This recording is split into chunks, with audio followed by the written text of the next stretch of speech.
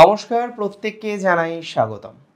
আলোচনা করছি 90 দিনের নটা প্রেডিকশনের এই সিরিজ এবং আজকের আলোচনার কেন্দ্রবিন্দুতে যে রাশিটি থাকবে সেটি হলো ধনু রাশি। ধনু রাশির এই 90 দিনে কি কি প্রেডিকশন থাকছে সেটা জানবো, তার সাথে সাথে ভালো দিকটাও আমরা জানবো, খারাপ দিকটাও জানবো, কারণ খারাপটা জানলে অন্তত মোকাবিলাটা একটু পোক্তভাবে করা যাবে।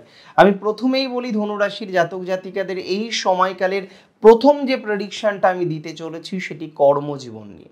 আমরা অনেক দিন ধরেই কর্মজীবন নিয়ে আলোচনা করেছি, যেখানে আমরা পরিবর্তনের কথা বলেছি। মে থেকে আমি পরিবর্তন ভাবনা চিন্তা করে করতে বলেছি, কিন্তু জুলাই থেকে আমি আবার পরিবর্তন করার কথা বলবো।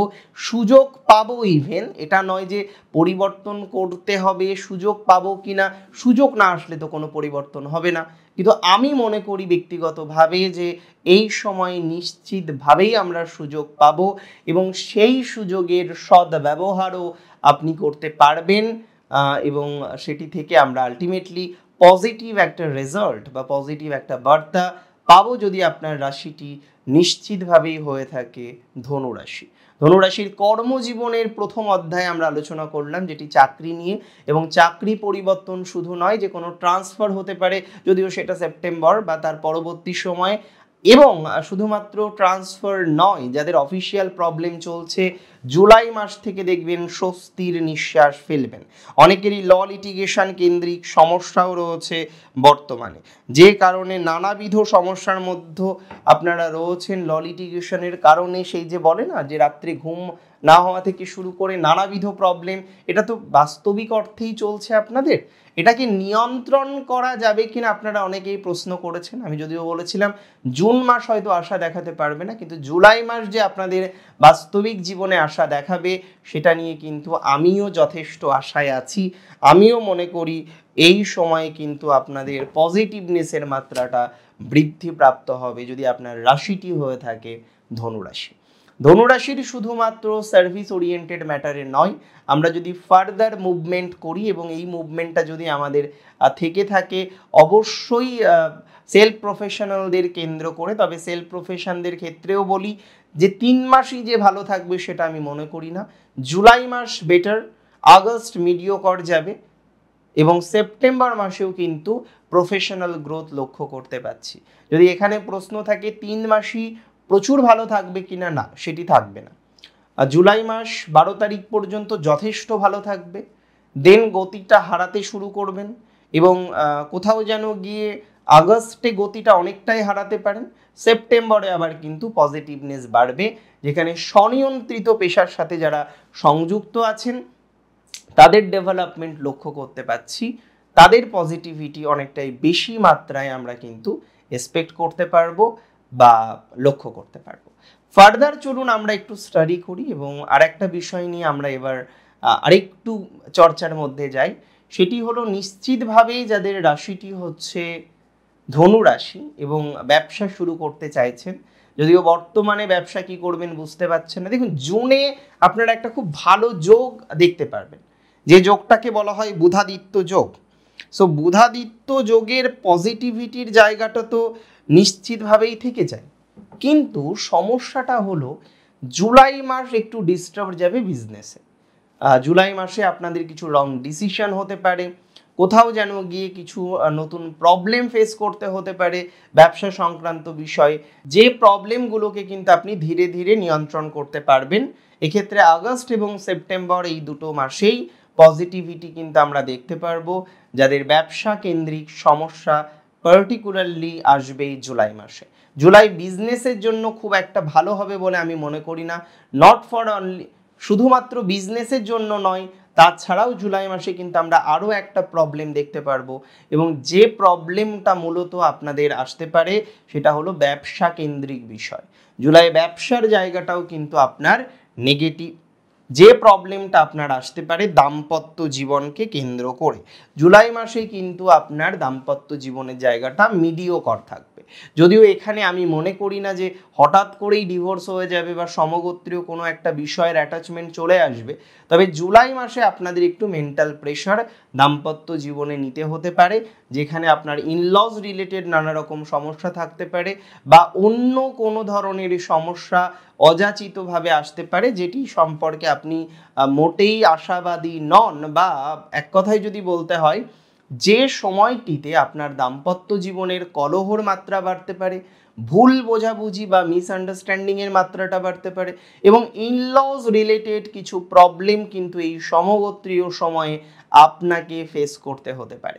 আপনি যদি আমায় প্রশ্ন করেন যে জুলাই এই ধরনের প্রবলেম আসবে, তাহলে কি সেপ্টেম্বরে আগস্টে কনফার্ম মিটে যাবে? যদি কনফার্ম সমস্যা আসে তাহলে কনফার্ম মিটে যাবে, সেই কনফার্মেশনটা আপনাদেরকে আমি প্রদান করতেই পারি।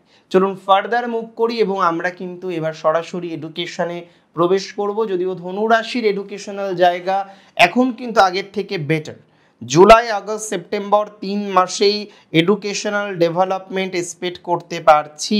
তার সাথে সাথে কিন্তু আমি বলে রাখতে পারি আপনাদেরকে যে এই মাসটিতে আপনারা দেখবেন একটা বিষয় খেয়াল করে লক্ষ্য করুন যে জুন মাসে আপনাদের এডুকেশনাল জায়গাটা কিছুটা আপলিফট করবে, যার ধারাবাহিকতা আমরা জুলাই মাসে, আগস্ট মাসে এবং সেপ্টেম্বর মাসে লক্ষ্য করতে পারবো। তার সাথে সাথে আপনাদের বলে রাখি যে যারা কম্পিটিটিভ এক্সামিনেশন দিয়ে কিছু একটা করতে চাইছেন, যেমন ধরুন একটা হায়ার এডুকেশন লাভ কিংবা যে কোনো ধরনের অন্যান্য বিষয়ে এডুকেশনাল জনিত বিষয়ে পজিটিভনেসের জায়গা যে বা যারা তৈরি করতে চলেছেন, আমি মনে করি যথেষ্ট দক্ষতা বৃদ্ধিপ্রাপ্ত হওয়ার মতো সুযোগ আপনাদের থাকবে। কোনো ডাউট কিন্তু এ বিষয়ে রাখছি না বা ডাউট রাখার প্রাসঙ্গিকতাও নেই।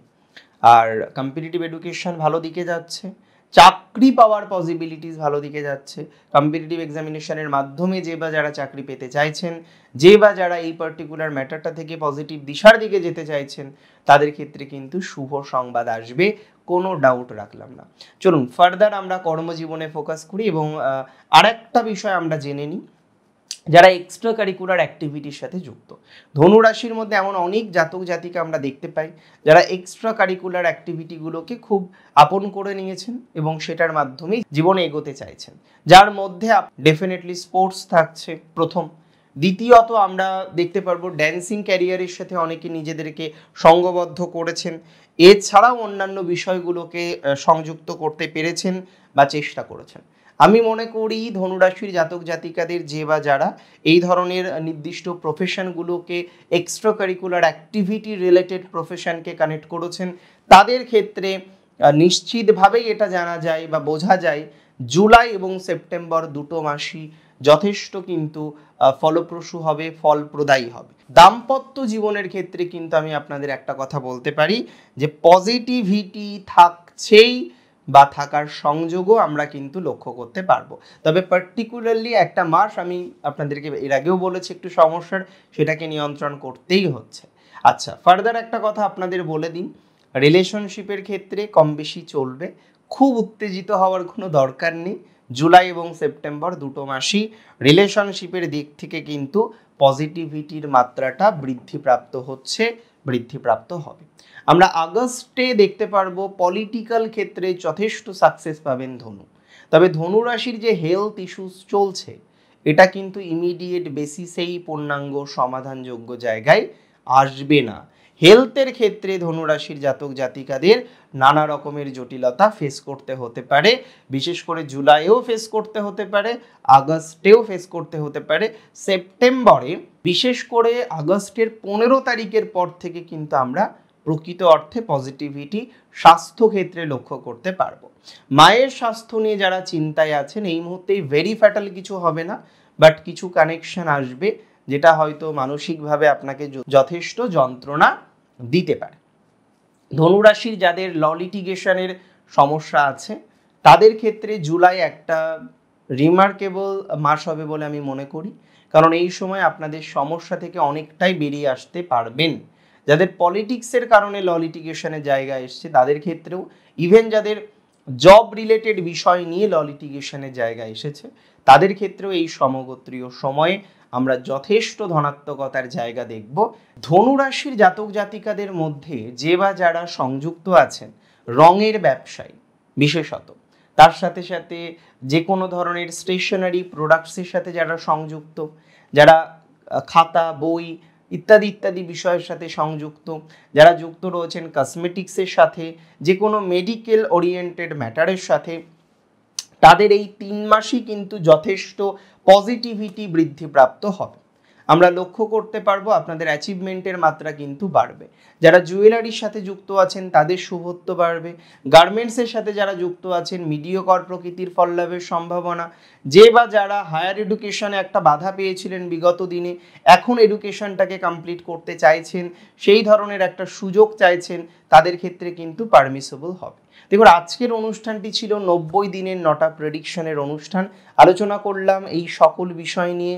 আজকের অনুষ্ঠান সম্পর্কে কোনো মন্তব্য থাকলে আমাকে জানান কমেন্টের মাধ্যমে। আর প্রচুর প্রচুর প্রচুর ভালো থাকুন আপনারা প্রত্যেকে। শেষ করছি আজকে এখানেই। জয় শ্রী গণেশ।